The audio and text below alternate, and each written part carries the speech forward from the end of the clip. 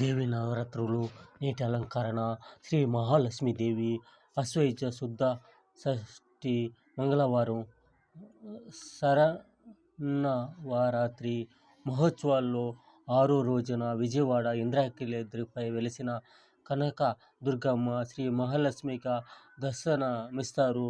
మంగళప్రదమైన దేవత మహాలక్ష్మి, మహాకాళి, మహాలక్ష్మి, మహాసరస్వతి అనే రూపాన్ని ఆదిపరాశక్తి ధరించి దుష్ట రాక్షస సంహారం చేసిన క్షీరద్రి పుత్రికగా అవతరించిన లక్ష్మీదేవి. ఈ విధంగా 6వ రోజు దసరా పండగ అత్యంత